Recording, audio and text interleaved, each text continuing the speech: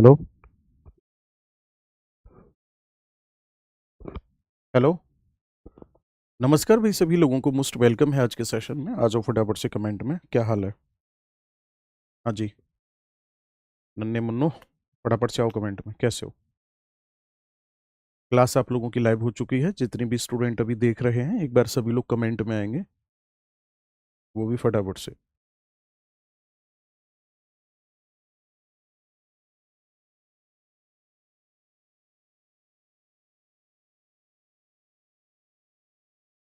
बताओ last class में क्या कराया था? हाँ भाई।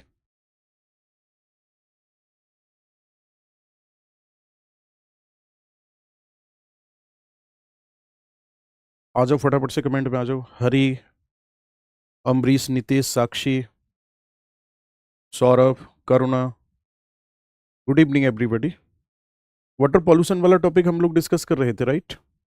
और उस वाटर पॉल्यूशन में मैंने आपको कुछ सोर्स बताए थे, एक दो को आज और पढ़ते हैं, फिर उसके बाद में आगे बढ़ते हैं, है ना?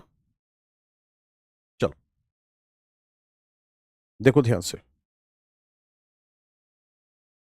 एक है नाइट्रेट, उसी वाटर पॉल्यूशन में आगे हमें आज की क्लास में पढ़ना है।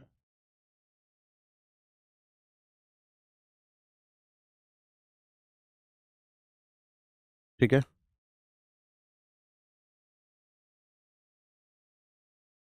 नाइट्रेट अगर है वाटर में, ये पॉल्यूटेड वाटर अगर मान के चलो यूज किया,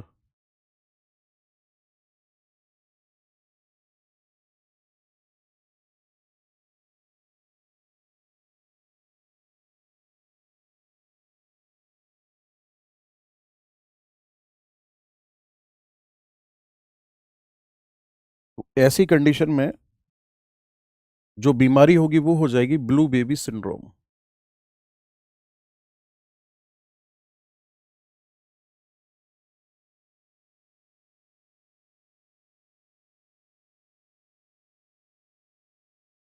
ब्लू बेबी सिंड्रोम बीमारी हो जाएगी।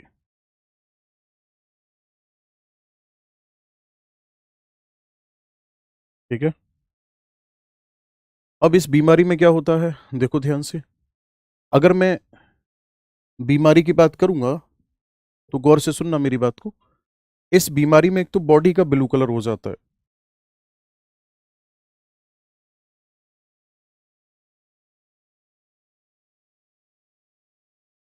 जो शरीर है, शरीर का रंग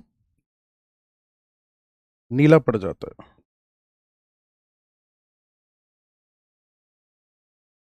एक तो शरीर का रंग जो है वो नीला पड़ जाएगा। दूसरा,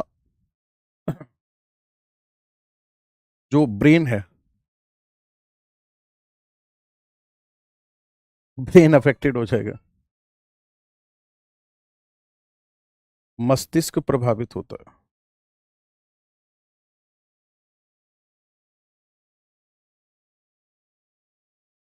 ठीक है। ये सारा जो कुछ भी हमने पढ़ा वो सब कुछ क्या है, जो कुछ भी हमने डिस्कस किया ये है हमारे ग्राउंड वाटर को लेकर के। वहीं अगर मैं यहीं नोट करके एक और पॉइंट आप लिख सकते हो कि जो मरीन वाटर है उसमें क्या समस्या है।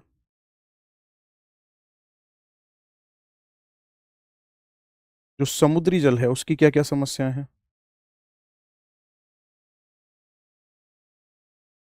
समुद्री जल की अगर मैं बात करूंगा तो इसमें सबसे बड़ी समस्या पता है क्या है? सबसे बड़ी समस्या यहां पर ऑयल स्पिल, तेल का रिसाव होना।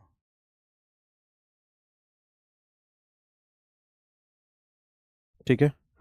महासागरों में आपको अच्छे से पता है कि पेट्रोलियम को इधर से उधर ले जाया जाता है, किसके द्वारा? वो बड़े बड़े जहाज होते हैं उनके द्वारा। तो ऐसी सिचुएशन में वहां पर तेल का रिसाव होने की जो संभावना है वो बहुत ज्यादा हो जाती है। आगे बात समझ में? तेल का जो रिसाव है वहां पर बहुत ज्यादा हो जाता है, तो इसकी वजह से क्या होता है यहाँ पे, इसकी वजह से एक तो पक्षी मरते हैं,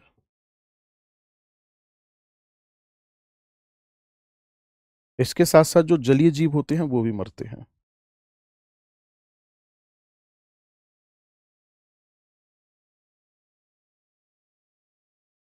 ठीक है। अब ध्यान से सुनना।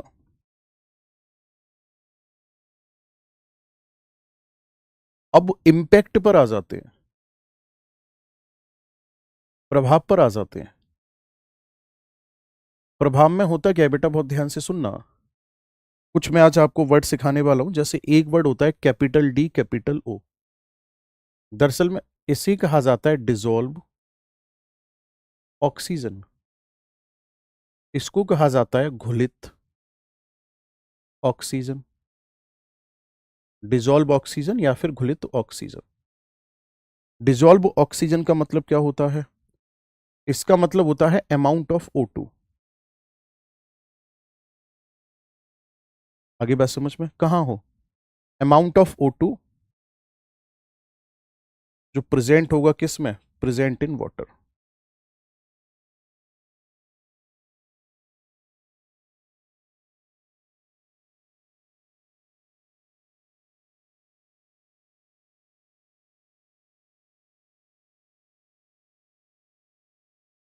यानी कि पानी में उपस्थित या पानी में घुलित, पानी में घुलित ऑक्सीजन की मात्रा।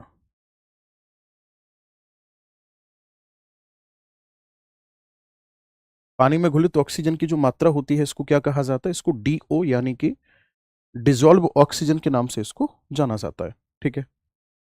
इसके अलावा अगर मैं आपसे बात करूंगा तो जो दूसरा होता है डिसॉल्व ऑक्सीजन के बाद में, वो होता है BOD। इसको कहा जाता है बेटा बायोलॉजिकल ऑक्सीजन डिमांड।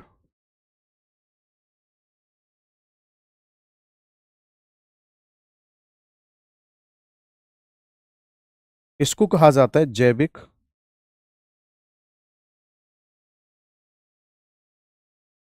जैविक ऑक्सीजन मांग कहा जाता है।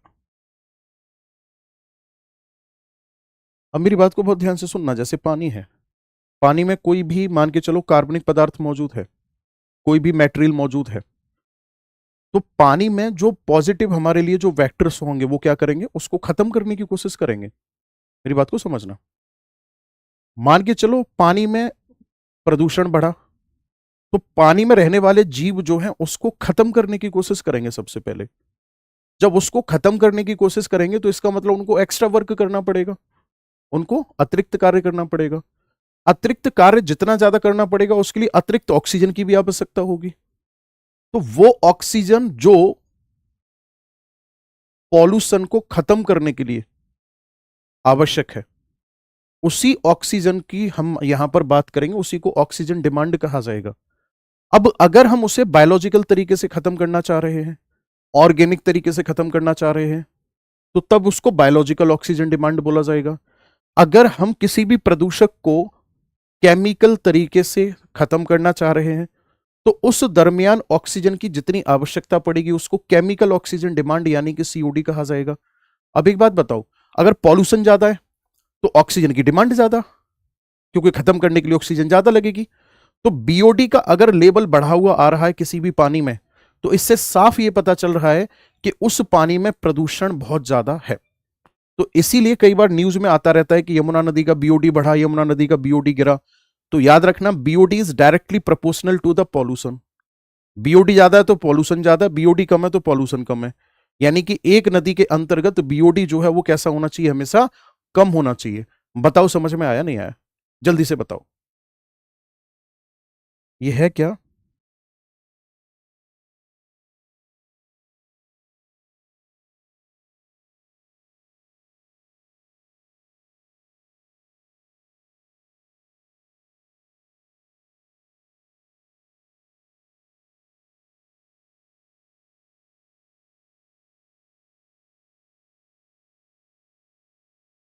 रिक्वायर्ड फॉर डिकम्पोज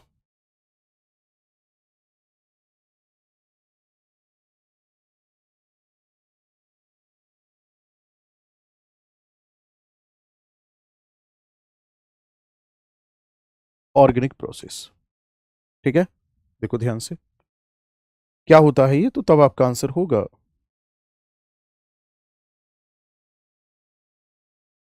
प्रदूषकों को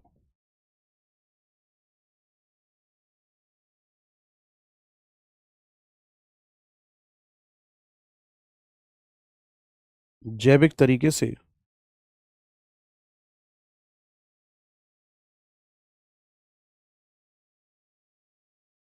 खत्म करने के लिए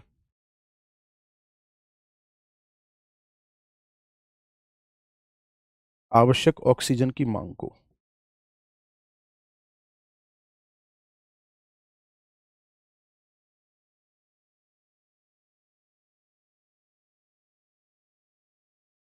बीओडी कहते हैं।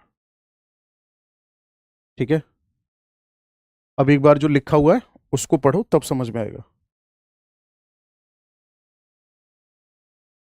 एक होता है COD,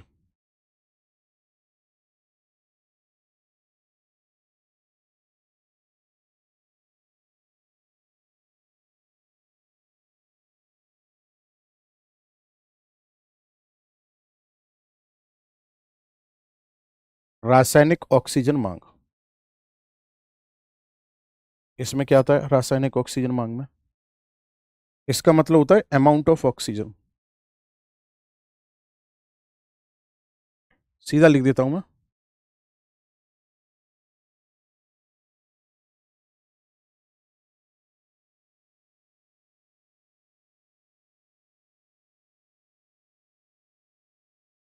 oxygen required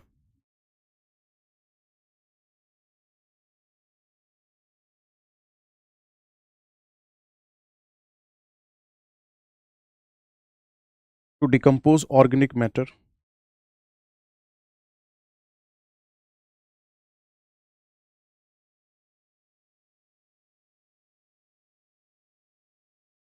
by chemical process. ठीक है, मैं लिख देता हूं यहां पर, है क्या?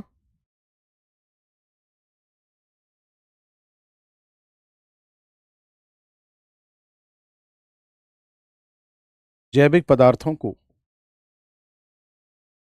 पानी से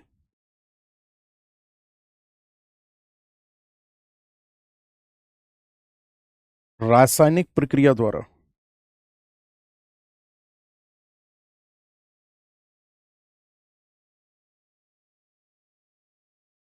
खत्म करने के लिए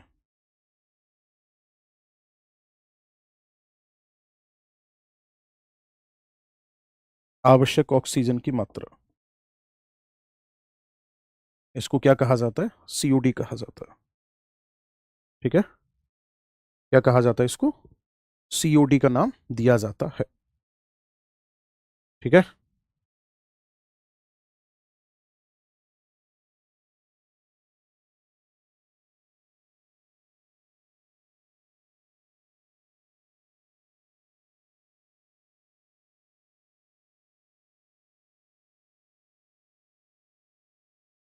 कमेंट करो एक बार सारे लोग, समझ में आया यहां तक? नहीं आया?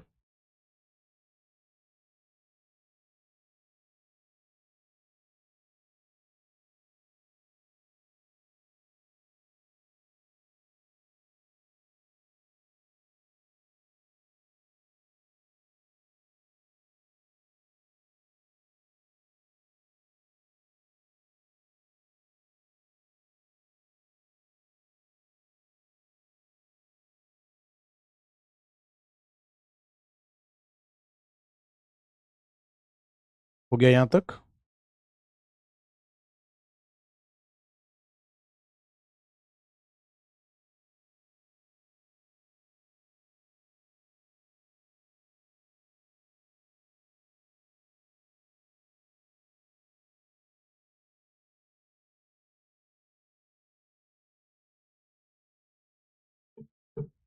चलो नोट करके लिखो।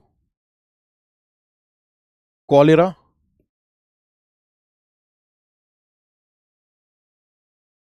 और टाइफाइड, ये दोनों बीमारी कैसी हैं? ये संक्रमित जल द्वारा फैलती हैं।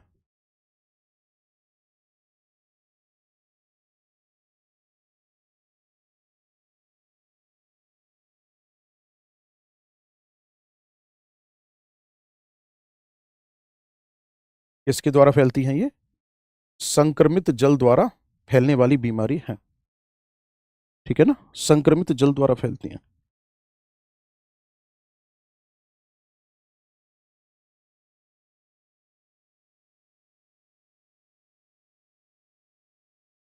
सर आप बहुत अच्छा पढ़ाते हैं, सब समझ आ जाता है। Thank you. ये तो मेरे लिए बहुत अच्छी बात है कि आप मेरी बात को बहुत अच्छे से समझ पा रहे हो, वो भी एनवायरमेंट जैसे सब्जेक्ट को जहां बच्चों की बहुत कम समझ आता है, और मैं आपको ये समझा पा रहा हूँ, तो अच्छी बात है ये तो, है ना। आगे बढ़ जाएं आप? चलो,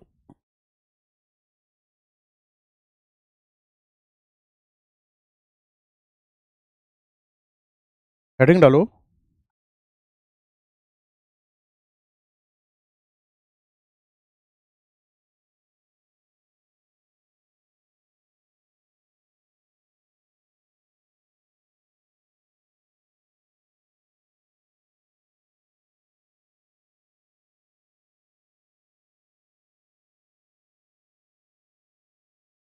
हेडिंग डालो बाब, नॉइस पॉल्यूशन।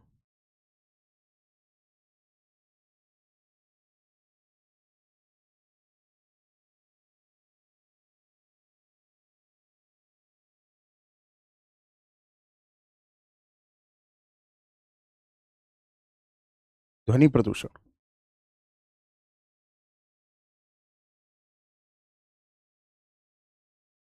ठीक है। गुरुजी, कहाँ से क्लास ले रहे हो आप?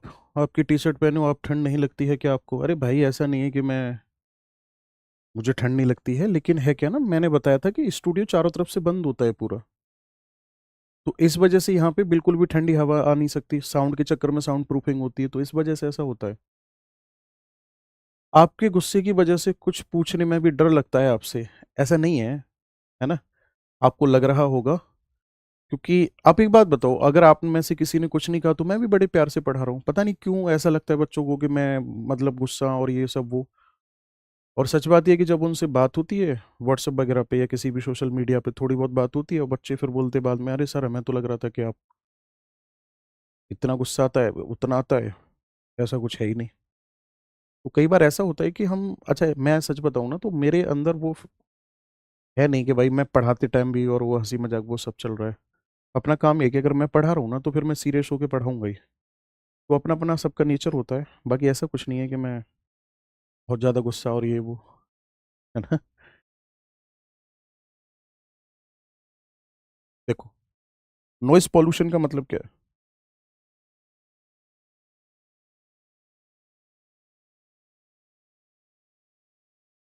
अनप्लीसेंट साउंड,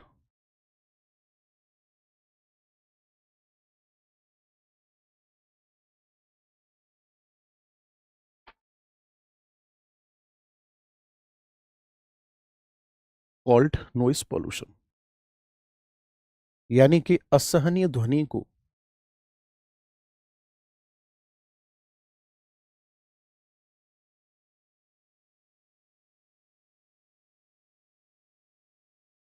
ध्वनि प्रदूषण कहा जाता है।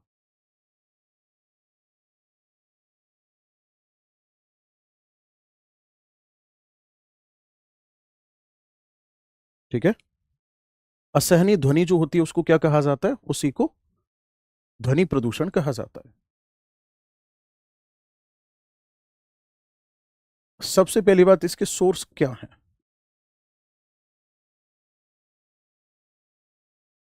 सबसे पहला सोर्स होगा व्हीकल नॉइस।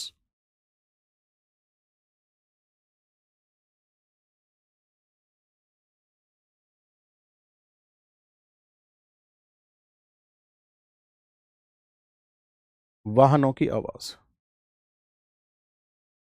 ठीक है ना। नेक्स्ट अगर हम बात करेंगे, तो हो सकता है इंडस्ट्रियल नॉइस।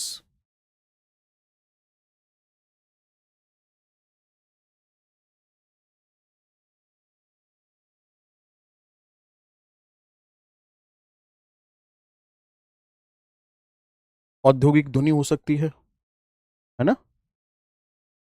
इसके अलावा अगर मैं बात करूंगा तो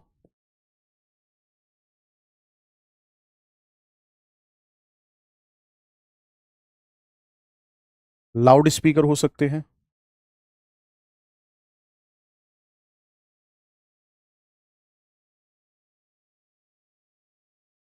सायरन हो सकता है।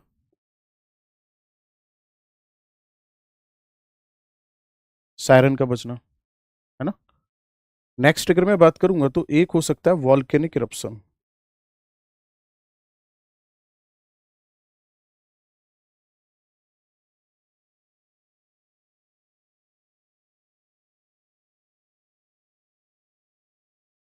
ज्वालामुखी उद्गार। एक हो सकता है फाइटर जेट।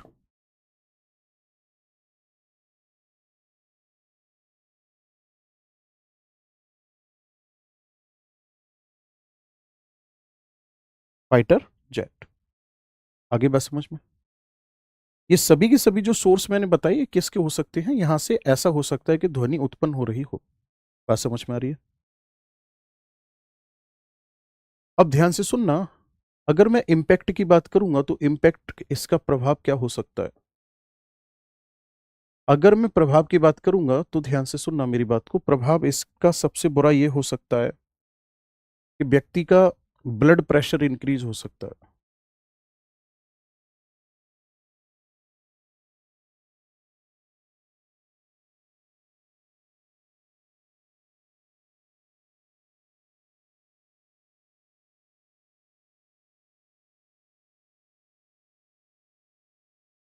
रक्तदाब में वृद्धि होना। ठीक है।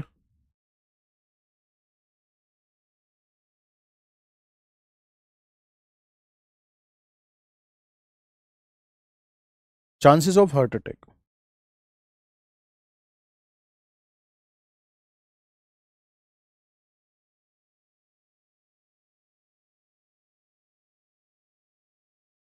हृदयघात की संभावना। नेक्स्ट अगर मैं बात करूंगा तो हियरिंग लॉस।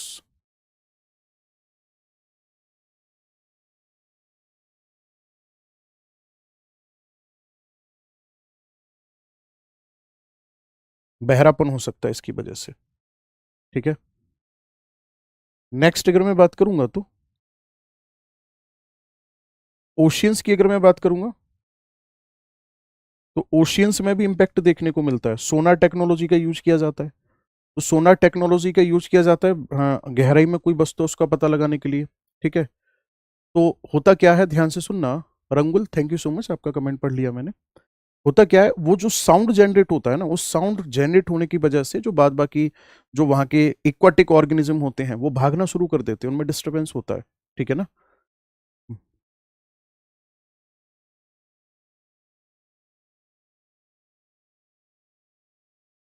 सोनार अफेक्ट मरीन ऑर्गेनिज्म।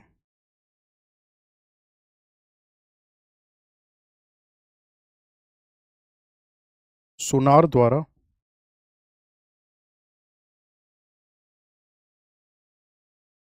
समुद्री जीवों पर प्रभाव। ठीक है। अगर आपसे कोई ये पूछता है कि सबसे ज्यादा उच्च तीव्रता की ध्वनि कब उत्पन्न होती है, ठीक है, तो याद रखना हाई इंटेंसिटी का साउंड कब जनरेट होता है।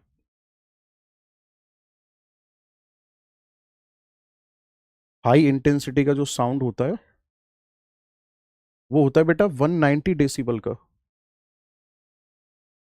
और ये किससे प्रोड्यूस होता है? वॉल्केनिक इरप्शन से।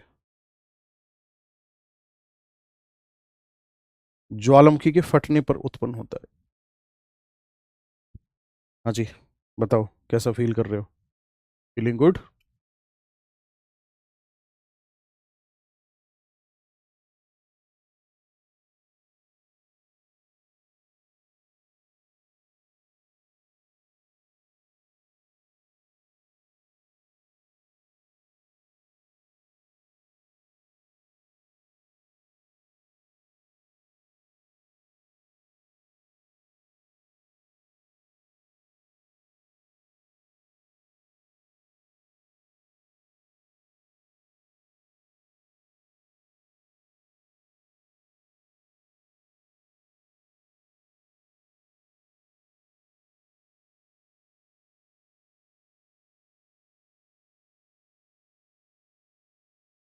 हाँ जी। ऑडिबल मैक्सिमम साउंड जो होता है ना,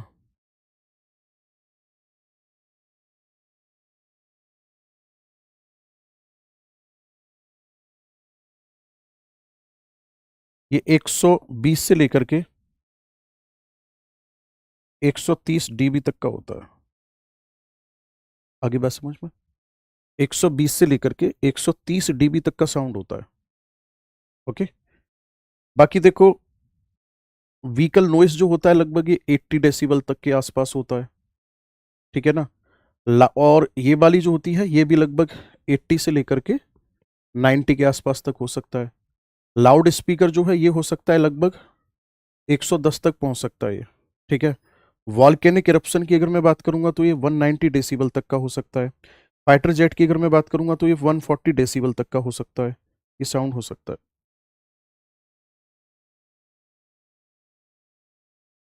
और बताओ, सब बढ़िया चल रहा है जीवन में? क्यों भाई?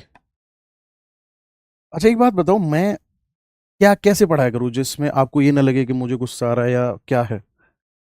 सजेशन दो कुछ। हैं? बताओ क्या किया करूँ? शायरी वायरी सुनाया करूँ तुम्हें? गाने सुनाया करूँ?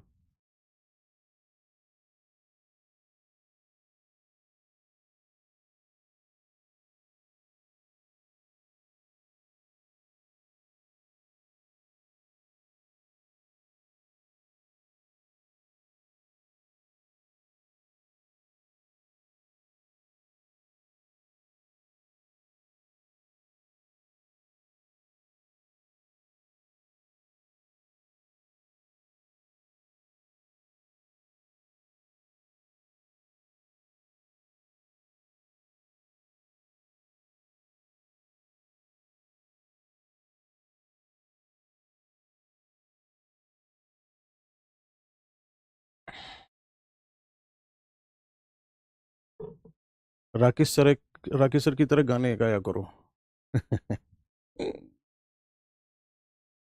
ये कमेंट आ रहा है, अभिनव यादव का कमेंट आ रहा है। मैं तेरे ना मुक्के मारूंगा, सही कर दूंगा तुझे बिल्कुल एकदम। होश में आ जा, होश में पढ़ाई कर ले। मेरा एक क्वेश्चन है हिंदी में, आप बता दो। पूछ मेरे भाई, मेरे दोस्त, पूछ क्या क्वेश्चन है।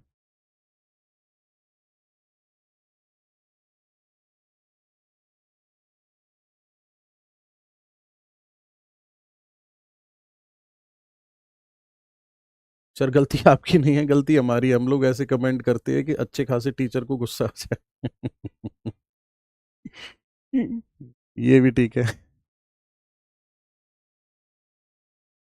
सर आप सबसे अच्छा पढ़ाते हैं, थैंक यू। पूरा कर लिया नोट ये? हम्म? चलो,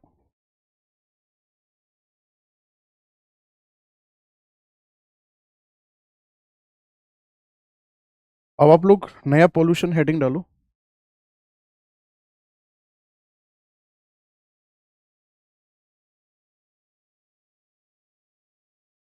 soil pollution.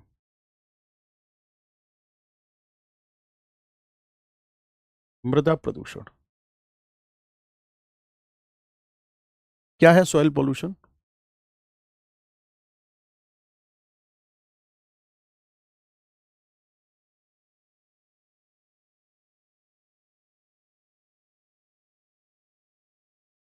Harmful and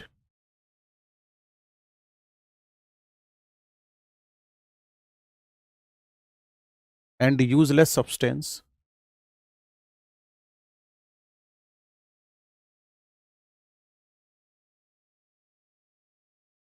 added in the soil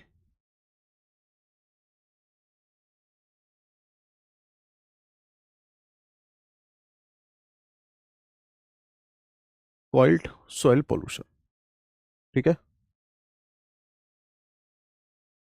Bhupendra Kumar का कमेंट आ रहा है, सर आप इतना अच्छा नहीं पढ़ा रहे हो जितना करियर बिल पर अच्छा पढ़ाया जाता है। देख, करियर बिल पे मैं पहले दिन से हूँ, है ना। तो बेशक अब तू मुझे यहाँ कंसीडर नहीं कर रहा है कि सर आप अच्छा नहीं पढ़ा रहे हो, लेकिन तुझे पता भी नहीं है, तू कंसीडर कर भी गया मुझे। करियर बिल पर अच्छा पढ़ाया जाता है, समझ गया? तो तेज मत बन, चुपचाप पॉल्यूशन पे ध्यान दे ले। Harmful and useless substance added in the soil called soil pollution. मैंने बताया था ना, मैंने कहा सब की डेफिनेशन एक होगी, बस आगे पीछे के वर्ड चेंज करने होते हैं। मैं लिख रहा हूं यहां पे मृदा में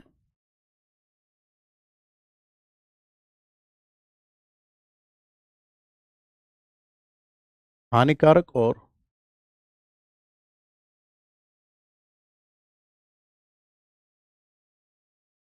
हानिकारक और अनुपयोगी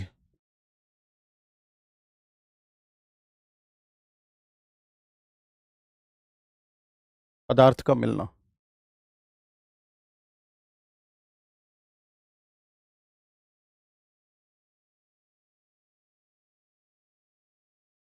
मृदा प्रदूषण कहलाता है। आगे बात समझ में। अब इस मृदा प्रदूषण के कारण क्या क्या हो सकते हैं?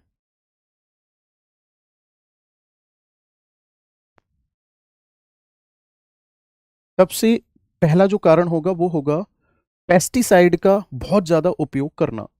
ठीक है, देखो ध्यान से।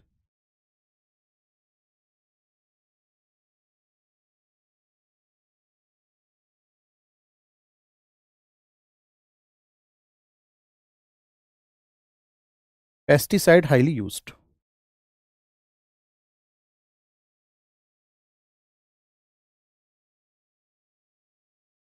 कीटनाशकों का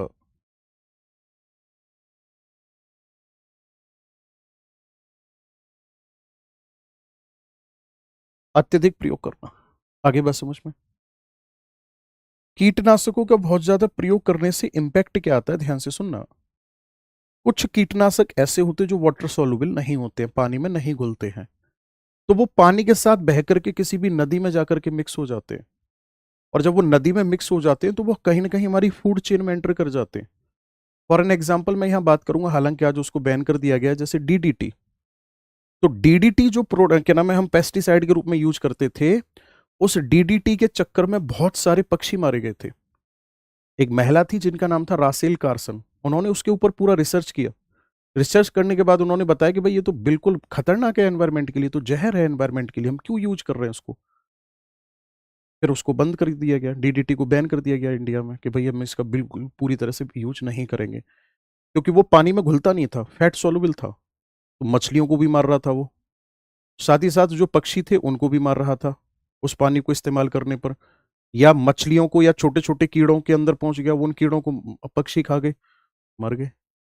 तो पेस्टिसाइड का जब हम ज्यादातर यूज करते हैं ना, तो पेस्टिसाइड का यूज करने से क्या होता है, जो सॉइल की क्वालिटी है वो कैसी हो जाती है, डाउन हो जाती है। हम केमिकल फर्टिलाइजर का यूज करते हैं।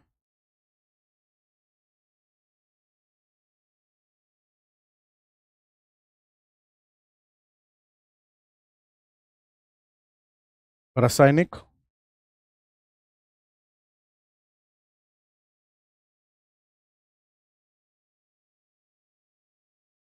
रासायनिक उर्वरकों का प्रयोग करना। ठीक है, इसके अलावा अभी इसके अलावा अगर मैं बात करूंगा रासायनिक उर्वरकों के प्रयोग के बाद में, तो नेक्स्ट आएगा और क्या करना। और हो सकता है इसमें देखो माइनिंग, माइनिंग से निकलने वाले जो केमिकल हैं,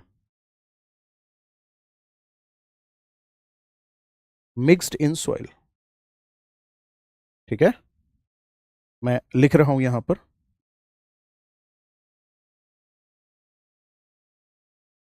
खनन से निकलने वाले रसायन,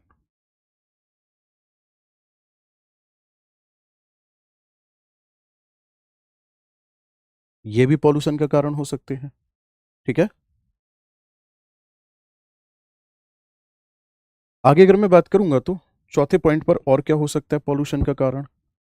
पॉल्यूशन का कारण सॉइल पॉल्यूशन का एक और हो सकता है प्लास्टिक वेस्ट,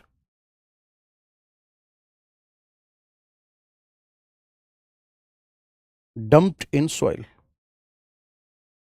ठीक है,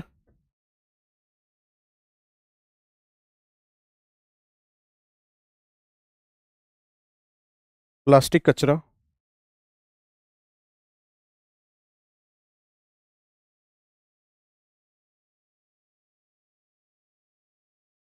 मिट्टी में दबा देना। ठीक है,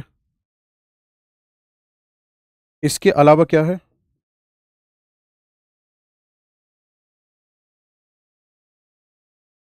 रेडियो एक्टिव जो वेस्ट होता है, वेस्ट का किस में मिक्स हो जाना, सॉइल के अंदर मिक्स हो जाना, ये भी एक सॉइल पॉल्यूशन का कारण है। इसके अलावा और क्या कारण हो सकता है सॉइल पॉल्यूशन का, बताओ आप एक आध, अगर आपकी समझ में आ रहा हो तो लिखूं फिर मैं यहाँ पे। और क्या कारण हो सकता है सॉइल पॉल्यूशन का इसके अलावा, और सॉइल पॉल्यूशन का कारण, 5 कारण है, ऑलमोस्ट सारी हमने कवर कर लिए। अब इसका इम्पैक्ट क्या पड़ेगा।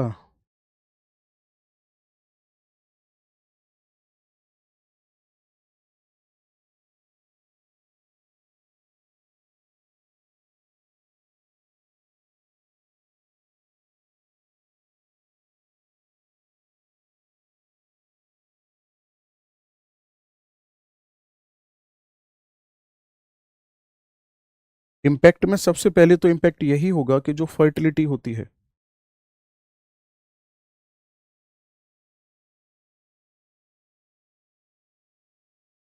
डिक्रीज हो जाती है।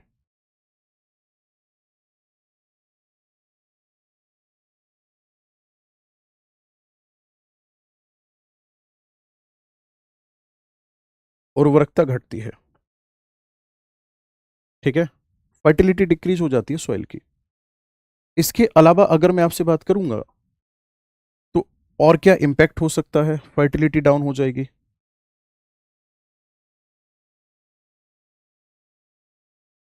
सॉइल बिकम स्लाइन,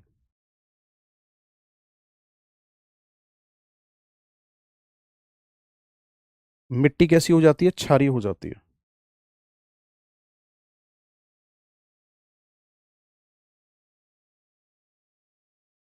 दूसरा क्या है,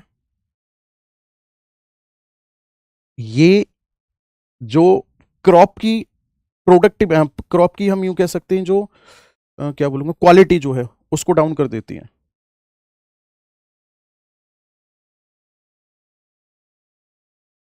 क्वालिटी ऑफ क्रॉप डाउन,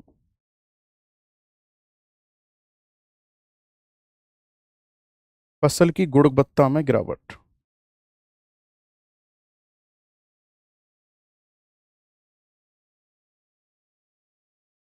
ठीक है, नोट करो।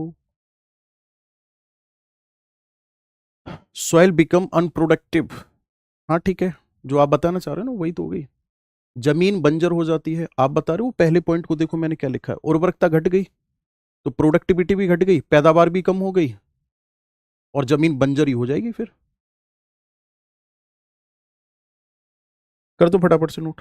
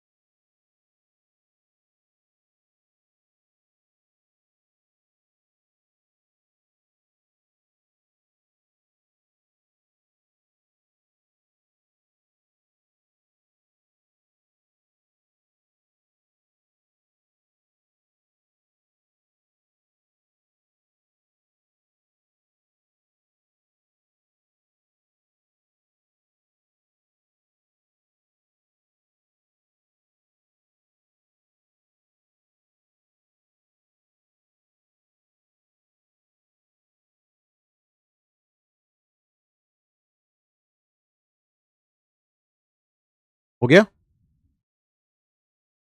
एक और पॉइंट यहां ऐड कर लेना।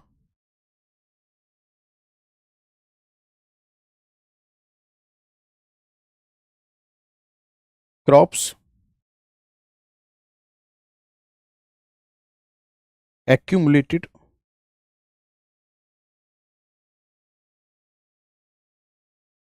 heavy metals, chemical,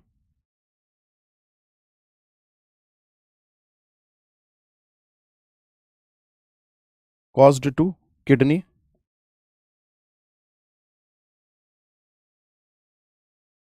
liver failure।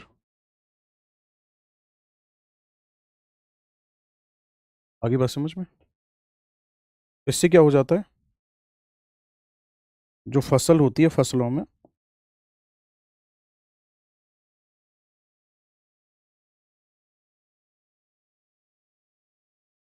धातु रसायन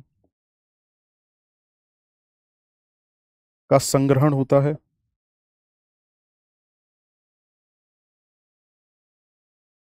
और इस संग्रहण की वजह से किडनी यकृत फेल और कैंसर की संभावना।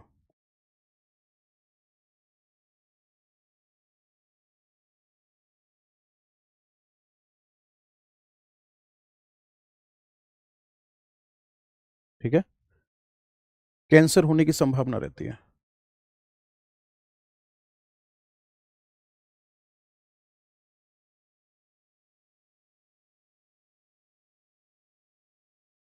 गुरुजी, इसलिए हमारे यहाँ लोग खाते हैं उस खेत की फसल में कोई रसायन नहीं डालते। अच्छा, पता है आपने कभी ये सोचा है कि भाई मैं साइड में नोट करूं, पूरा बोर्ड भर दिया, देख रहे हो, अच्छा नहीं लग रहा लिखा हुआ। मजाक कर रहा हूँ। क्या नाम है, आप ये देखो ना,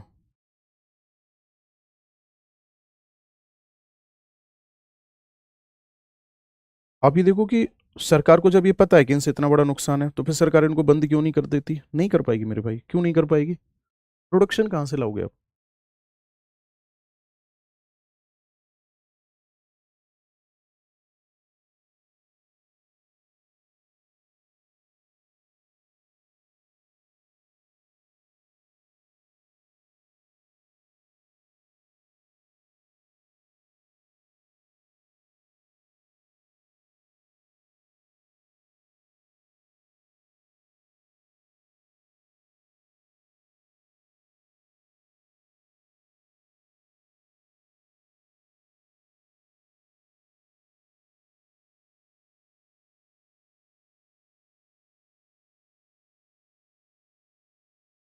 हो गया।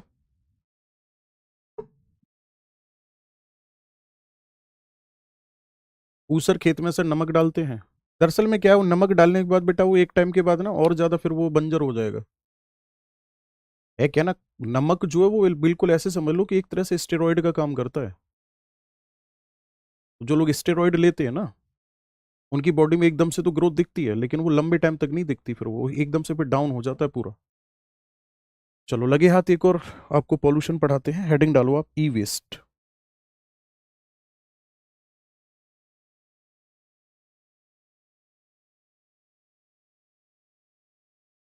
इसे कहा जाएगा ई कचरा। अब ई कचरे का मतलब क्या है? यहां पर ई फॉर है इलेक्ट्रॉनिक्स वेस्ट, है ना? क्या है यहां पर? इलेक्ट्रॉनिक वेस्ट है।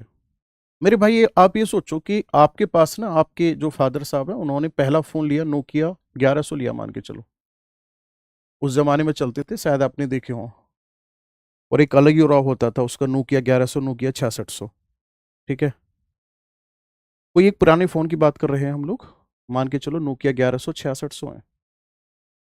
अब इनमें वो मेमोरी कार्ड डलता था, लिमिटेड एक्सेस होता था। आगे बात समझ में?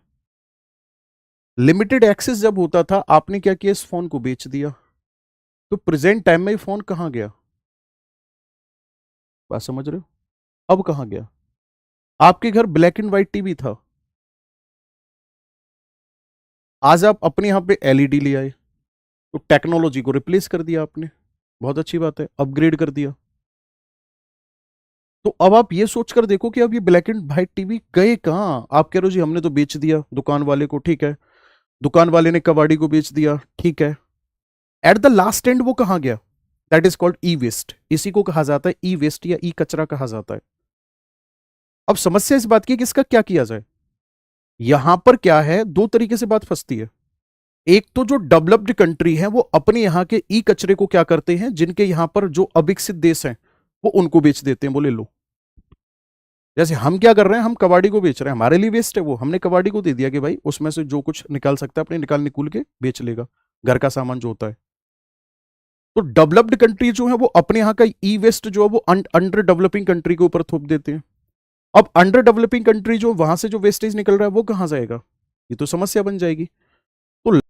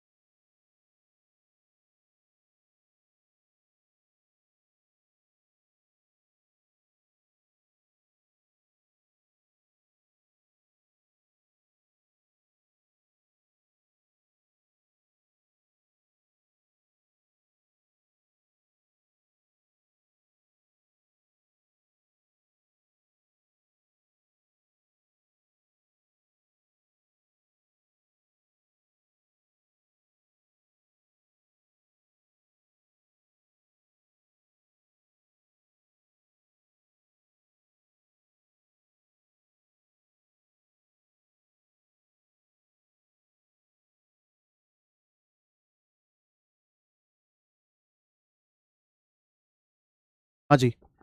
तो होगा क्या कि भाई जो ई वेस्ट बन के तैयार हुआ ना, ब्लैक एंड व्हाइट टीवी, जैसे मैं बता रहा था कि कबाड़ी वाले को दे दिया, अब कबाड़ी क्या करेगा उसका? उसकी प्लेट में से काम काम के कंपोनेंट्स तो निकाल लेगा, और काम काम के कंपोनेंट्स निकालने के बाद में जो प्लेट बची है, वेस्टेज जो बचा हुआ है, उसको क्या करेगा वो? उस प्लेट को, उस वेस्टेज को क्या करेगा वो? या तो जलाएगा या केमिकल में डाल के गलाएगा उसको। जब उसको जलाता है तो इसकी वजह से कैडमियम, क्रोमियम, लेड जैसे पॉल्यूटेंट्स हमारे एनवायरमेंट में आ जाते हैं। तो इस ई वेस्ट की वजह से जहां एयर पॉल्यूशन होता है, वहीं वाटर पॉल्यूशन भी होता है। एयर पॉल्यूशन, वाटर पॉल्यूशन, और इसके साथ साथ यहां पर सबसे बड़ी समस्या देखने को मिलती है सॉइल पॉल्यूशन की। तो ई वेस्ट जो है, ये एक गंभीर समस्या है हमारे एनवायरमेंट के लिए। बात समझ में आई? मैं लिखूं यहां पर, ये है क्या ई वेस्ट? देखो ध्यान से।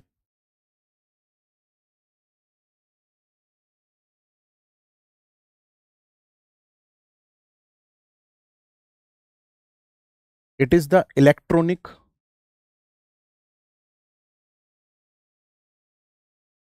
it is the electronic waste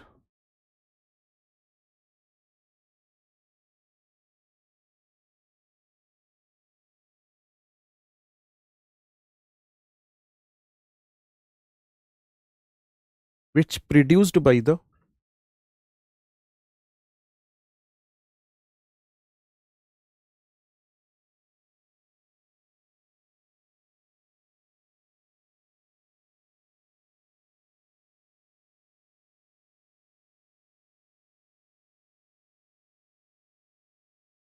technology, upgrade of technology and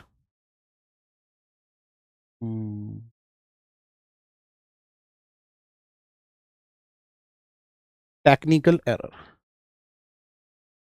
भाई या तो कोई चीज अपग्रेड हो गई, आगे बात समझ में, तब नहीं मिलेगी हमें, या फिर उसमें टेक्निकल एरर आ गई, खराब होगी, क्या करेंगे? बेचेंगे फिर उसको। ठीक है ना? यह तकनीक नई आने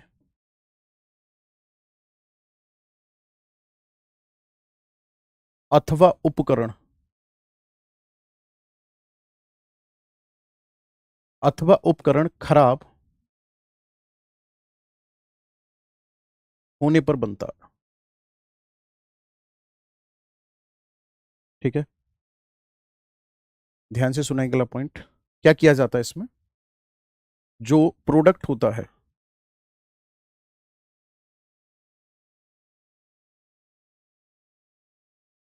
प्रोडक्ट में से बोर्ड निकाला जाता है,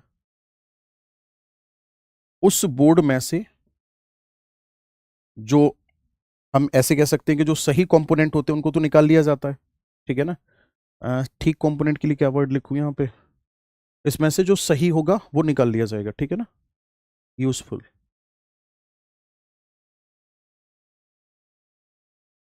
कंपोनेंट को क्या कर लिया जाता है? इससे रिमूव कर लिया जाता है।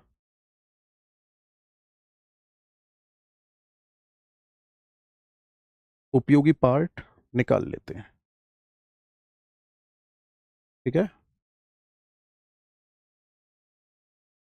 अब जो वेस्ट हुआ, जो अपशिष्ट हुआ, उसको क्या किया जाता है? उस अपशिष्ट को या तो वर्न कर दिया जाएगा,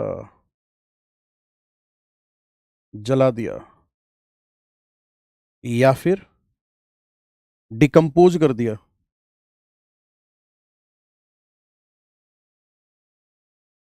decompose by acid,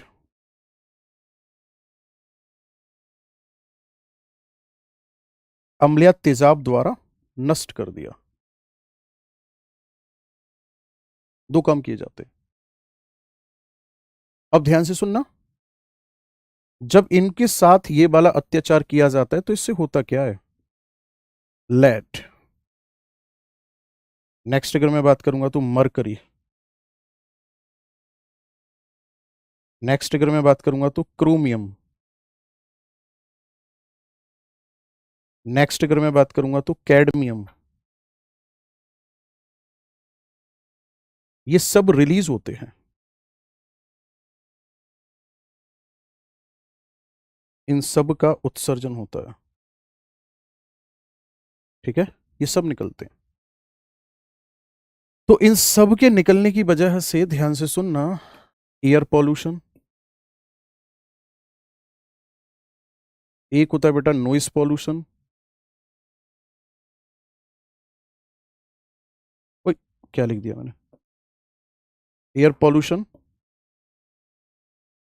soil pollution,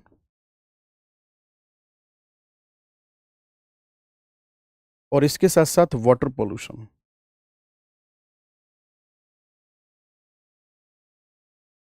इनके होने की संभावना बढ़ जाती है।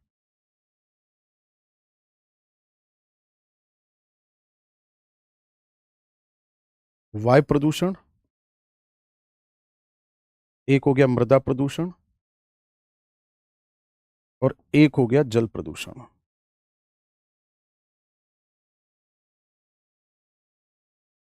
ये तीनों के तीनों जो प्रदूषण हैं ये इंक्रीज हो जाते हैं।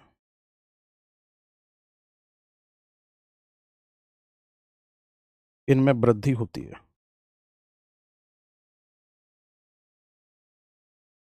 ठीक है, इनमें क्या हो जाती है, वृद्धि हो जाती है। बताओ भाई, कमेंट में आ जाओ, 2 मिनट बातें कर लो मेरे से फिर जाना। कैसी रही आज की क्लास? हुँ?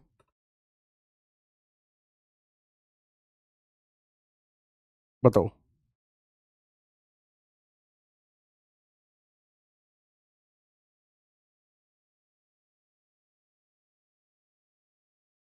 क्लास कैसी रही आज की?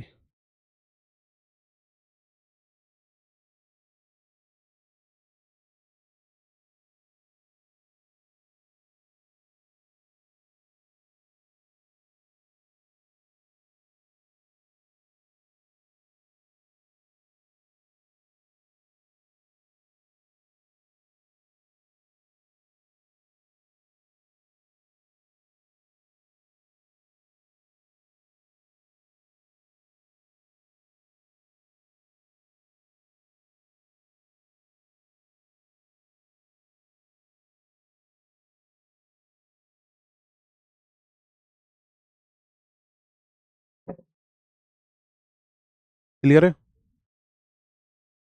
सूर्यमणि का कमेंट आ रहा है, सर ये वेस्ट पार्ट को नष्ट न किया जाए तो क्या क्या होगा?